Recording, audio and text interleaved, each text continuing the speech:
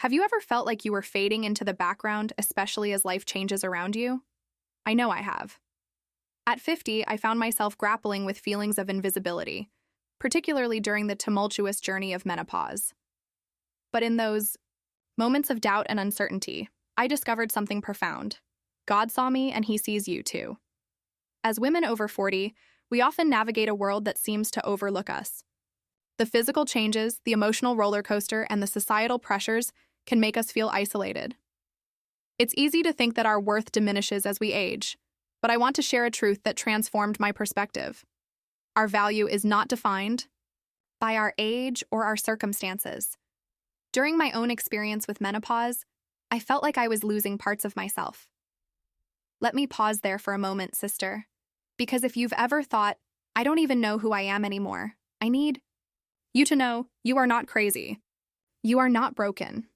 You are in a sacred, hard transition, one that our mothers and grandmothers rarely talked about.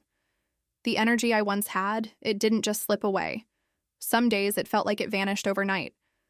Like someone unplugged my battery, midlife. I'd drag myself out of bed after another night of fractured sleep, my body aching in ways I couldn't explain. And the mood swings? Oh, honey. One minute I'd be laughing with my granddaughter, and the next, a wave of frustration would rise up so fast, I'd snap at my husband over a dish left on the counter. Then the guilt would crash over me. Why can't I control this? And the mirror sighs. Some mornings, I'd stand there, tracing the new lines on my face, watching the way my skin seemed to change without my permission. The woman staring back felt like a stranger, not just older, but invisible. Like the world had quietly decided I didn't matter as much anymore. But can I tell you what I wish someone had told me then? This is not the end of your story. It's a holy unraveling. In Genesis 16, Hagar, alone, desperate, and unseen, cries, out in the wilderness. And God meets her there. He calls her by name and says, I see you. Sister, that same God sees you in your kitchen at midnight, scrolling for answers. He sees you blinking back tears in the Target parking lot when the weight of it all feels like too much. He sees the grief of letting go of the woman you were, to make space for the woman you're becoming. Now let's discuss science. What happens in your body is real. When estrogen drops, serotonin dips too, affecting mood. Anxiety may feel intensified, and joy harder to grasp. Cortisol can hijack your system, leaving you tense and drained. Those missed keys or appointments? Blame menopause brain fog, a studied phenomenon disrupting memory. But here's the good news. You hold power. Small changes can ease this transition. Balance blood sugar. Opt for eggs, plus avocado instead of toast. Stable glucose means steadier. Moods. Take prayer walks. Just 10 minutes outside cuts cortisol and invites God into healing. Name the grief. Journal one sentence.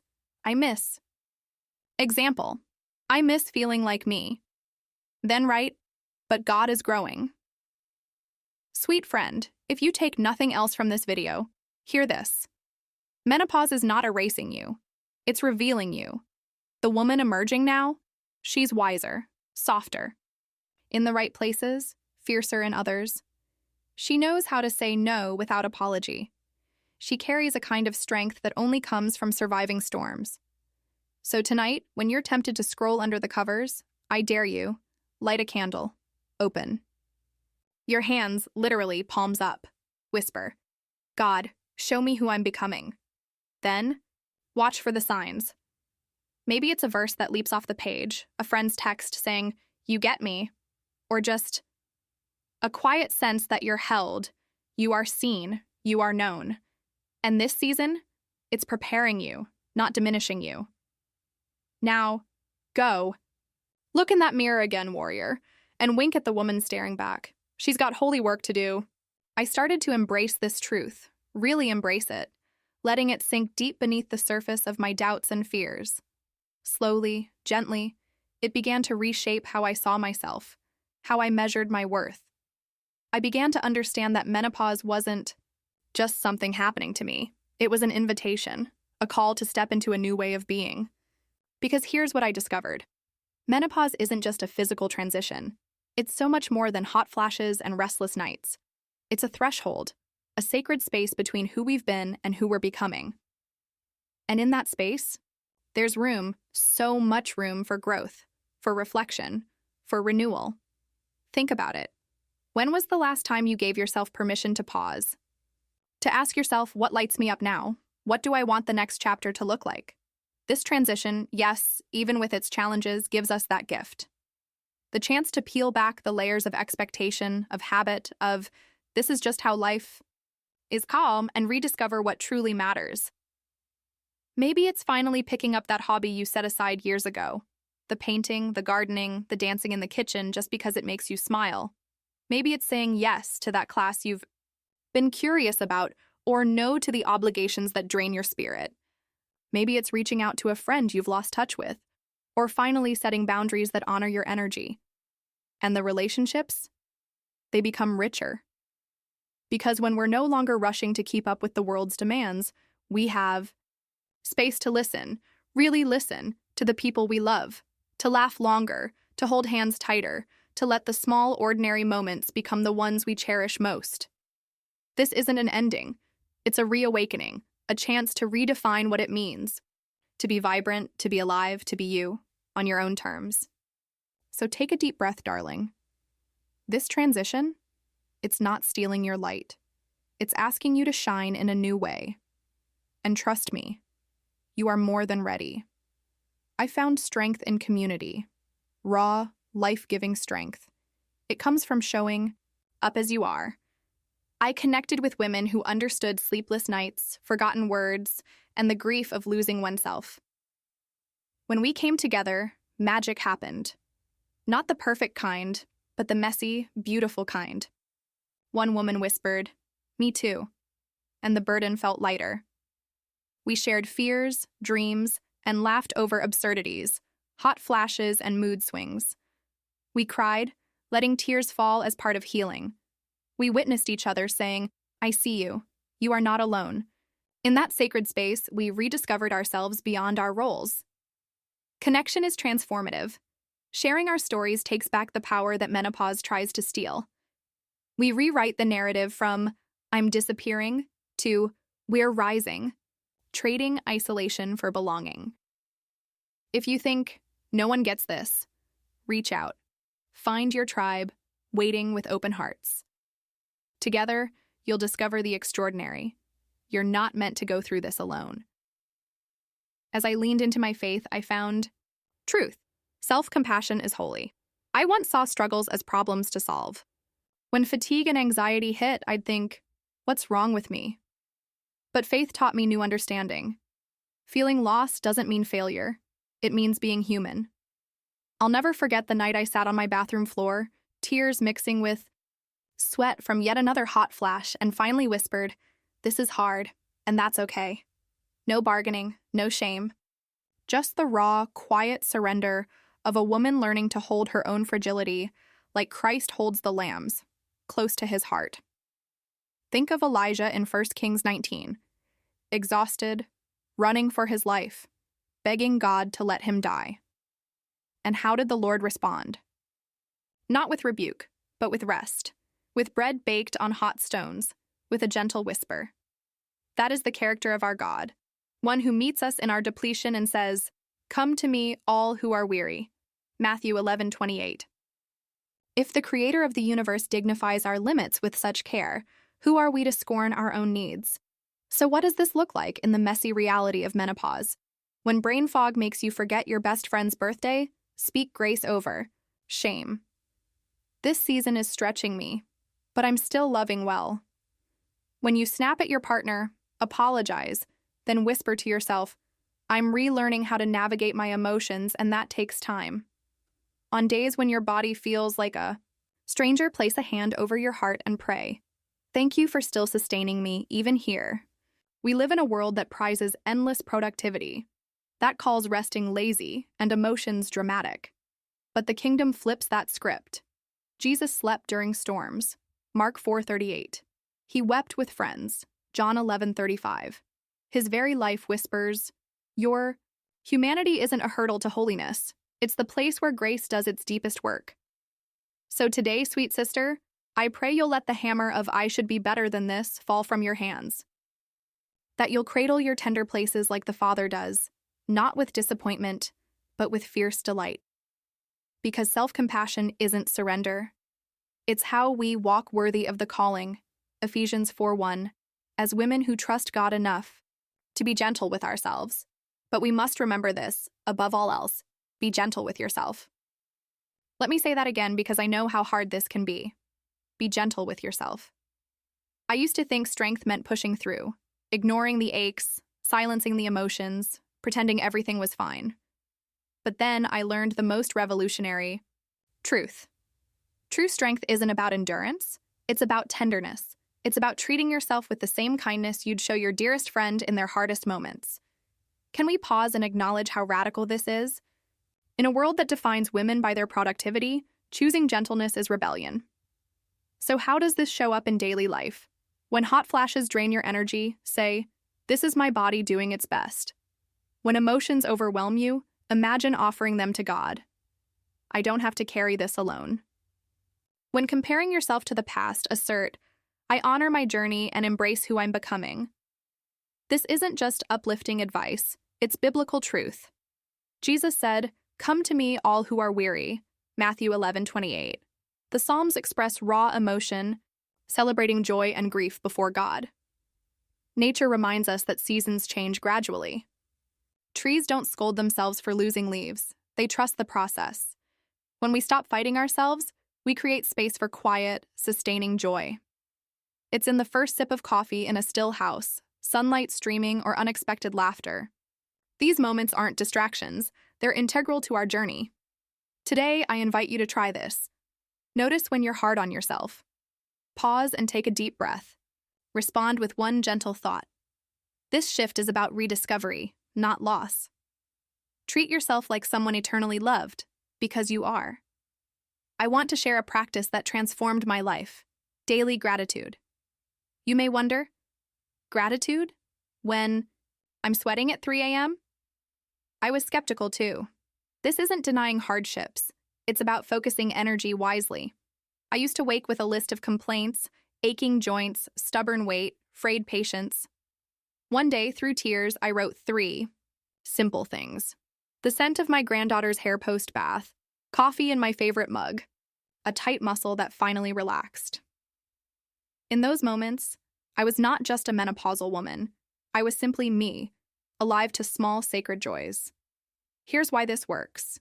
When we focus on gratitude, our brain actually changes. Studies show it lowers cortisol, that pesky stress hormone, by 23%. Boosts dopamine, your natural feel-good chemical, rewires neural pathways to scan for goodness instead of lack. This isn't just psychology, it's theology. Paul wrote from prison, "Rejoice always. Give thanks in all circumstances." 1 Thessalonians 5:16-18. Not for the hard things, but in them. Because gratitude isn't denial, it's defiance. A declaration that God is still good even when life feels messy. Are you ready to give it a shot? To start, keep your notebook or notes app right by your bed, ensuring it's close at hand each night. This way, you'll have those thoughts ready to capture at a moment's notice. Remember, the key is to create a habit that feels natural rather than forced. Next, keep your entries genuine, no need for groundbreaking revelations. Lastly, maintain consistency by linking this journaling practice to an existing routine, like right after your morning coffee or medication. This connection reinforces the habit, making it easier to stay engaged over time. Enjoy the process and let your thoughts flow freely. Some days you'll write, 1. I'm breathing. 2. The bed is soft. 3.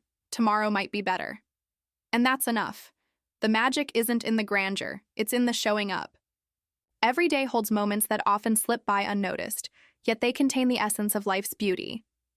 As you close your eyes at night, reflect on something simple yet profound: a warm cup of tea, laughter shared with a friend, or the comfort of your favorite blanket.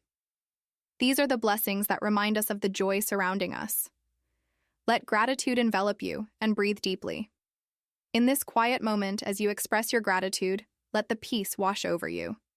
Feel the weight of your day lift and know that embracing these little gifts creates a profound shift in your spirit. This simple act fosters connection to the world, revealing the abundance that lies within your reach. In the midst of washing dishes, I closed my eyes briefly and inhaled deeply, allowing those ordinary moments to wrap around me like a warm embrace. I focused on the rhythm of soapy water gliding across plates, feeling gratitude swell within me, reminding me that joy is often hidden in the mundane. Each dish became a chance to reflect, a sacred act of recognition as I wiped away remnants of meals shared and laughter exchanged. In that stillness, I understood how the little things could weave a tapestry of joy, connecting me to both my past and the present moment.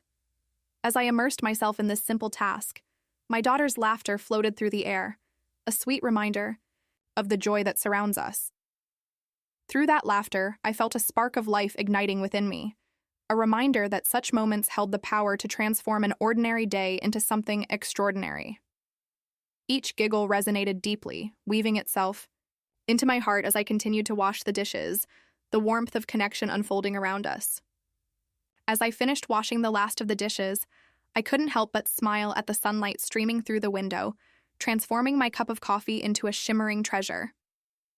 In that moment, I realized that gratitude not only fosters joy, but also shapes our perception of reality, inviting us to embrace the everyday wonder that surrounds us. Want to cultivate sacred seeing? Practice pauses for joy, notice beautiful details, or keep a joy jar. Some days, fog thickens the view. Look for just one thing: the warmth of slippers, the taste of an orange, or the hum of the fridge. Menopause doesn't take joy, it refines it. It enhances our capacity to cherish what matters. Today I pray you'll notice an ordinary miracle. Let it linger longer than usual. Whisper, "Thank you," for the eyes to see. This is how we turn survival into sacrament. Life's best parts are often small, shining moments. These moments became my lifeline through change. An anchor doesn't stop the storm, it holds steady. Watching a sunset, I felt connected to my essence. Not the you society expects, but the real you. Research shows focusing on micro moments calms your nervous system. Our brain forms positive pathways, strengthening self-worth. This is the peace that passes understanding in action. Seek anchors that tether you to truth.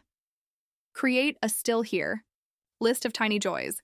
Make a sensory sanctuary with meaningful items. Develop an anchor phrase. Mine is, "This moment is enough." Small things matter, like a single candle in darkness.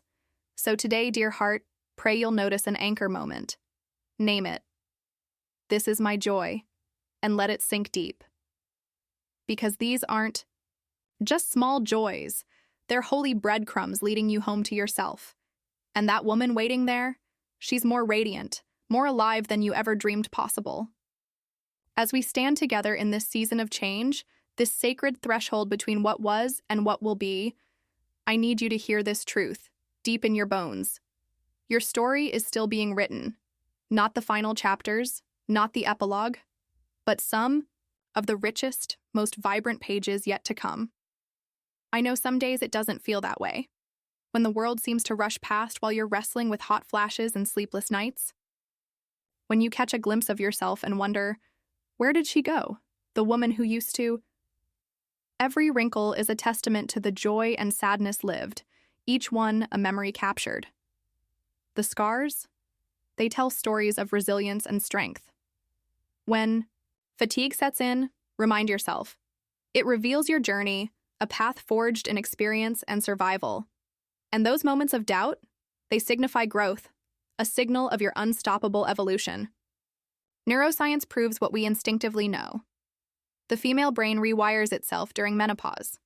Emotional intelligence peaks in midlife. Our capacity for complex problem-solving increases. This isn't just biology, it's destiny. Scripture whispers, They will still bear fruit in old age, they will stay fresh and green, Psalm 92:14. Not despite our years, but because of them. So how do we step into this? Reframe your narrative. Instead of, "I'm too old for," Try, I'm exactly the right age to. Share your hard-won wisdom. Mentor someone. Write that letter. Speak up at the meeting. Create a legacy list. Not what you've done, but what only you can still do if doubt whispers, "Who would listen to me now?" Remember, Ruth was middle-aged when she changed history. Esther's greatest power emerged post-youth. Jesus' first miracle happened at a wedding feast. Through a servant's hands, imagine this: a generation of women rising, not in spite of their silver strands and shifting bodies, but because of them. Carrying the quiet confidence of survived storms, the fierce compassion of healed wounds, the radiant authority of knowing who they are. So lift your chin, darling. The world needs your discernment, your hard-won peace, your particular flavor of holy fire. This isn't fading, it's flourishing. And the best part? You're just getting started. So if you're sitting there right now, feeling invisible in a crowded room, whispering prayers no one seems to hear, I need you to lean in close. This isn't just encouragement. This is your invitation to rise. Because here's the sacred truth. Your voice matters. Your story matters.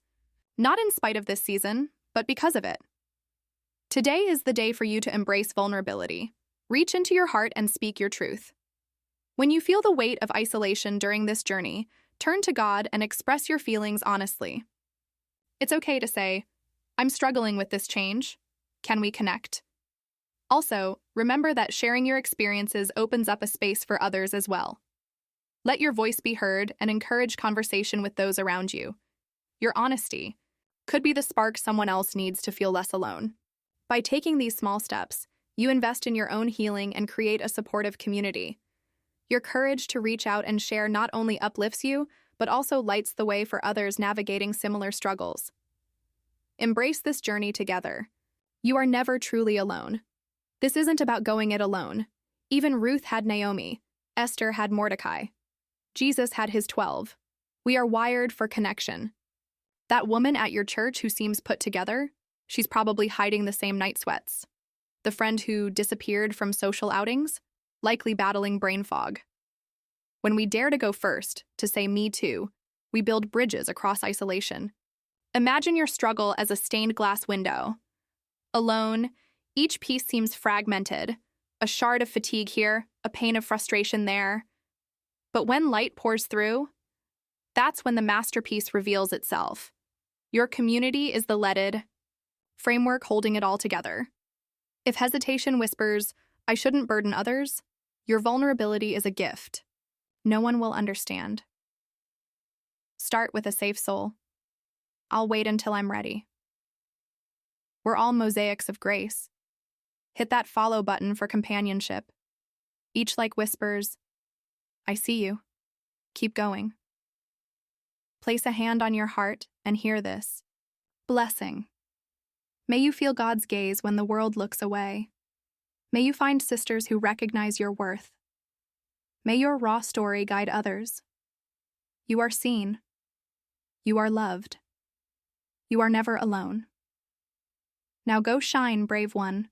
The world needs your particular light.